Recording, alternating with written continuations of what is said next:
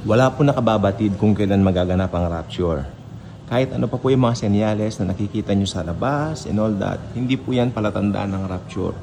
Ang rapture, walang palatandaan. Mangyayari, imminent. Ibig sabihin ng imminent, ito ay walang tiyak na oras. Pero pinaniniwalaan natin salig sa salita ng Panginoong Hesukristo, ang Biblia, ang banal na aklat. Sapagkat ito'y pinahayag at inihayag nga namaan kay Apostol Pablo. Kaya si Pablo, apostol ng mga hentil, siya ang pinagpahayagan nito, kaya tayong mga hentil po na mga Kristiyano ay nakatitiyak na magaganap ito iminente. Imminent, walang oras, hindi alam, hindi batid. Pero ang alam natin isa lang, nakasulat sa Bible, tiyak ang mangyayari. Isa pong magandang araw ang araw ng rapture. What a beautiful day. Tapos lahat ng problema, tapos lahat ng suliranin, tapos lahat ng mga kabagabagan, tapos lahat ng mga issues. Kung ano man yung mga issue mo sa buhay, kung ano man yung mga bagay na hindi mo masabi kahit kanino, tapos lahat ng yan. May bagong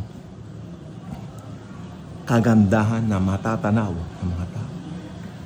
Issue ng mundo, issue ng kung ano-ano dito na pinagkaabalahan ng matagal na panahon, maging ng mga Kristiyano, ay tapos na. Wala tayong iba makikita sa gloria ng kalangitan, kundi ang maganda at maamong mukha ng Panginoong Hesukristo. Yun ang liwanag ng buong kalangitan. Yan ang sabi ng banal na aklat, ang Biblia. Kaya paniwalaan natin, ang rapture ay isang imminent event. At pag sinabi ng Biblia na ito'y magaganap at mangyayari, ito po ay mangyayari. Hindi base sa kung ano man yung pananaw mo, kundi ayon sa salita ng Panginoong Hesukristo.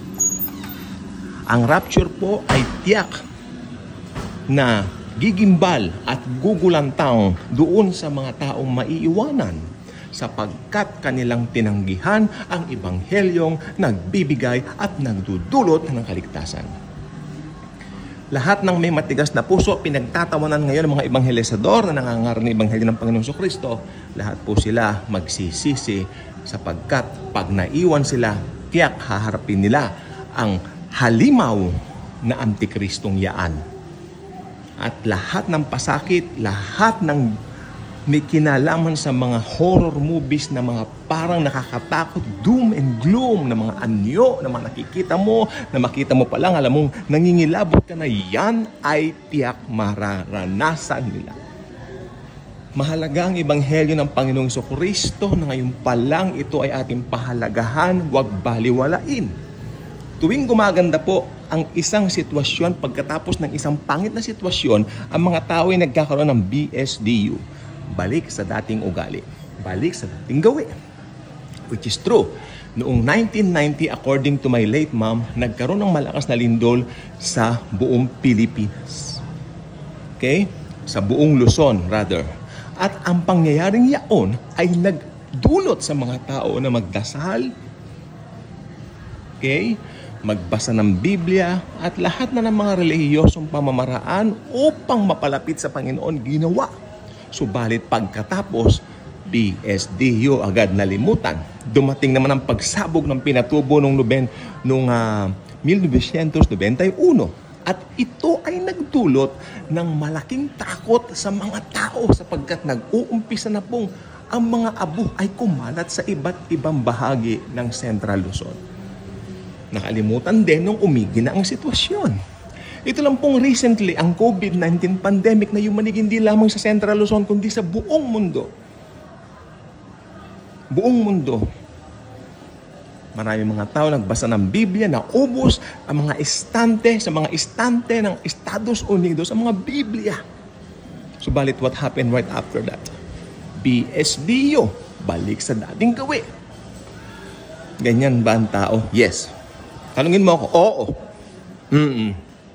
Yak. Pero, hindi ko mo umiigi ang sitwasyon. It doesn't mean na hindi mangyayari ang ipinangako ng Biblia. Ano ba ipinangako ng Biblia? The rapture of the church.